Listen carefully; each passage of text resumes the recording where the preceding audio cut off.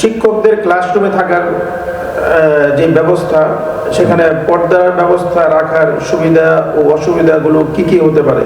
তো এখন এই ক্লাসরুমের যে ব্যবস্থাটা, এটা তো অনেকে মনে করেন অপারগ হয়ে হয়তো জায়গার সংকটের কারণে, বা কিন্তু এটা আমরা যখন আগে বলেছি তখন এরকম ছিল, অধিকাংশ সব জায়গায় প্রায় বলা চলে। কিন্তু এই পর্দা টেনানোর বিষয়টা যেটা, এটা বেশি গুরুত্বপূর্ণ বিষয়। তো এই বিষয়ে আপনার পরামর্শ কি? এই যে মাদ্রাসার যে হেফজখানা হোক আর মক্তব বিভাগ হোক, আমাদের দেশের মাদ্রাসাগুলি বেশিরভাগ এরকম যে হেফজখানার শিক্ষক উনি ছাত্রদের সাথে থাকেন এবং মক্তবেরও। তো ছাত্ররা নিচু শুয়ে থাকে, দুই পাশে বা এক পাশে খাট থাকে। তো এখানে পর্দার যে বিষয়টা আপনি বলছেন কি, যে পর্দাটা জরুরি না? হ্যাঁ, পর্দাটা অবশ্যই জরুরি। কেন জরুরি? কারণ শিক্ষকের নিজস্ব একটা প্রাইভেসি আছে, তার একটা আছে। এখানে উনি শুয়ে থাকবে, হয়তো পর্দা না থাকলে খোলামেলা একটা লজ্জা হায়ার বিষয় আছে। এই জন্য আমি মনে করি এখানে একটা হালকা পাতলা পর্দা, যেটা মানে দিলে ওনার একটা যে ব্যক্তিগত একটা কি কয়টাকে সম্মান বা এটাকে রক্ষা করা হয়। এবং উত্তম যেটা, সেটা তো আমরা তো পারতেছি না যে ওনাকে আলাদাভাবে একবারে অন্য জায়গায় রুমে রাখা, বা অন্য আমাদের আশেপাশে কোনো বাড়ি করে দেওয়া শিক্ষকদের ফ্যামিলি সহ রাখা, এগুলি তো উত্তম। এখানে একটা বিষয় মানে আমি একটু শেয়ার করতেছি, যে অনেক সময় দেখা গেছে যে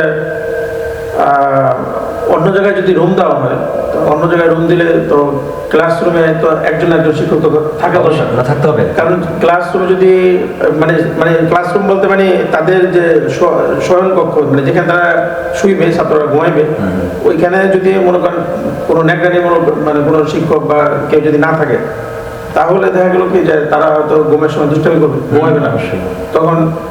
আর এটা তো সিসি ক্যামেরায় হয়তো দেখার পরে হয়তো একটু শাসন করলো, কিন্তু ওইটা তো আর কভার করতে পারে না।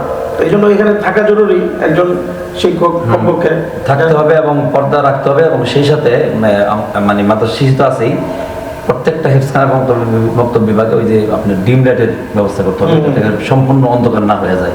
জি, এভাবে করলে ভালো হবে। আর দ্বিতীয় যে প্রশ্নটা করছেন সেটা হলো, আপনার আরেকটা এই প্রসঙ্গে আরেকটা প্রশ্ন, যে পর্দার বিষয়টা তো মনে করেন কি, পর্দা দিলে অনেক সময় দেখা যায় এটা নেগেটিভ সাইড অনেক কিছু আছে। ওই বিষয়টা আপনি কিভাবে দেখেন? যেমন ধরেন শিক্ষকের পর্দা টানাইলো সুন্দর করে, ছাত্ররা ওখানে দুষ্টামি করতেছে, কথা বলতেছে বা হাসাহাসি করতেছে, উনি আর এই দিকের কোনো খবর নেই, উনি ওনার মতো হয়তো মোবাইল টিপতেছে বা হয়তো দেখা গেছে গল্প করতেছে, কোনো জরুরি কথা বলতেছে হয়তো, মানে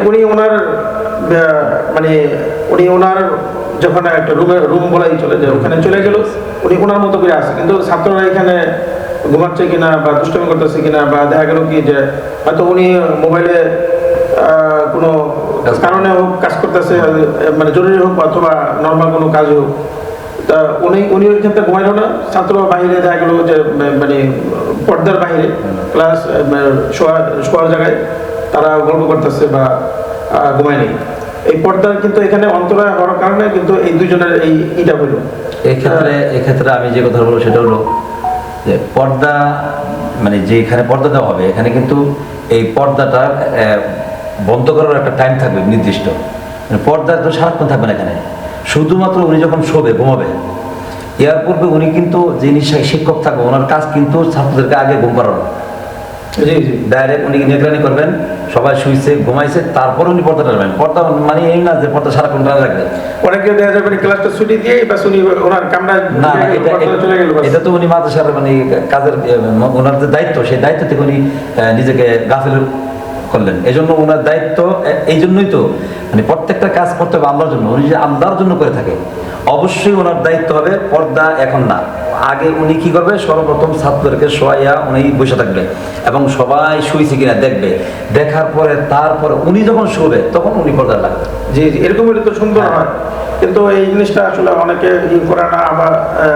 আবার আরেকটা যে বিষয়টা, যে উনি যদি বর্তমান যুগে যে মোবাইলের যে একটা আসক্তি বা অনেক সময় থাকে দরকার, উনি যদি ওনার ঘুমটা যদি ঠিক মতো আদায় না করে, দেখবেন সবাই ঘুম পাড়ায় দিয়ে তারপর উনি ঘুমাইল না, মোবাইল অনেক সময় করলো, তো ওইটাও কিন্তু এগুলি সব যারা সিসি ক্যামেরা কিন্তু অনেক সময় মাদ্রাসার পরিচালক যিনি আছে, উনি হয়তো দেখলো না পর্দার ভিতরে ঘুমাইছে কিনা, দেখা গেল যে ক্লাসটা উনি জিমাইতেছে, পরে ছাত্রকে হক নষ্ট নষ্ট হয়ে হয়ে গেছে, গেছে, হ্যাঁ। ছাত্রকে পড়াশোনা করতে পারলো না। এগুলো সবই ওই যে মানে এখন ঘটনা হয়েছে আপনি যিনি শিক্ষক ওই যে কুল্লুকুম মাসউলুন ওয়া কুল্লুকুম মাসউলুন আন রাইয়াতি, মানে যদি উনি নিজের দায়িত্বটা সঠিক মতো নিজের মনে না করে আল্লাহর কাছে জবাব দিতে পারেন। এই জন্য আমাদের প্রত্যেকের যারা শিক্ষক আছি, যারা পরিচালনা করতেছি, যারা মুহতামিম, সবারই জিনিস যার যার স্থান থেকে দায়িত্ব আছে, সেই দায়িত্ব পালন করলেই আর কোনো সমস্যা হবে না ইনশাআল্লাহ।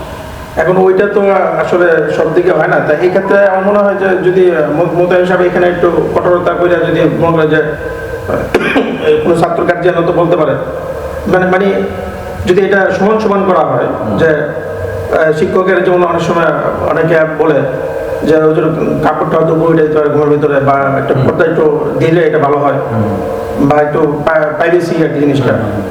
তো এই বিষয়টা যদি মনে করেন ছাত্র গার্জিয়ানরা যদি বলে যে আমার বাচ্চারও তো হয়তো কাপড় উপর উঠতে পারে, বা এটা তো আর সম্ভব না সবাই আমার আলাদা করে পড়তে দেওয়া, ছাত্র শিক্ষক সবার তো। এই ক্ষেত্রে কিন্তু আপনার কথা আছে এখানে, সেটা হলো যে যারা নাকি ছাত্র বেশিরভাগ কিন্তু মাদ্রাসায় পড়ে, যারা বেশিরভাগ কিন্তু বাচ্চা বেশি থাকে, বেশিরভাগ বাচ্চা। তো বাচ্চাদের ক্ষেত্রে আর বড় উনি মুরব্বী শিক্ষক ওনার ক্ষেত্রে তো পার্থক্য আছে বিষয়টা। জি। আরেকটা বিষয় হলো আমাদের দেশে মাদ্রাসাগুলোতে এখন বর্তমানে আমরা যা জানি আর কি, প্রত্যেকটা ছাত্রদেরকে এখন আমরা আমাদের মাদ্রাসায় আইন করছি যে পায়জামা ছাড়া যেন কেউ না শোয়। আগে তো আমরা লুঙ্গি ছিল কিন্তু এখন আমরা আইন করে দিছি, তো যদি পায়জামা করে শোয় তাহলে আর এই ক্ষেত্রে আর কোনো সমস্যা নেই আশা করি ইনশাআল্লাহ।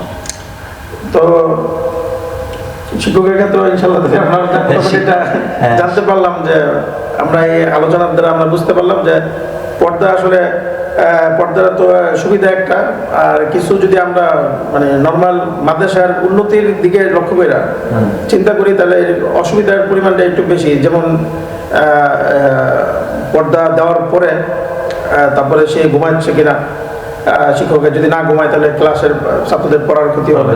তারপরে দেখা গেল যে পর্দা দেওয়ার কারণে আরেকটা বিষয়, এটা হয়তো মিডিয়াতে সামনে বলা ঠিক না, তারপর অনেক সময় দেখা যায় অনাকাঙ্ক্ষিত অনেক ঘটনা ঘটে যেতে পারে।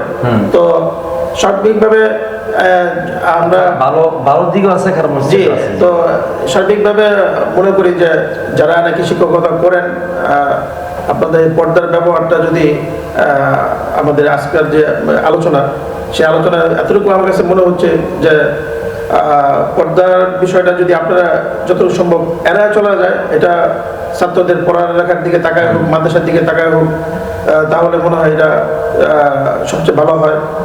আর কারো যদি বিশেষভাবে প্রাইভেসি দরকার লাগে, না পর্দা না হলে আমার চলবেই না, হালকা পাতলা তাহলেও সে অন্তত এটাকে মানে যতটুকু কম ইউজ করে, কম ব্যবহার করে এটা এই করা যায়, আমার মনে হয় এটা দিনের জন্য মাদ্রাসার জন্য হলে উপকার হবে।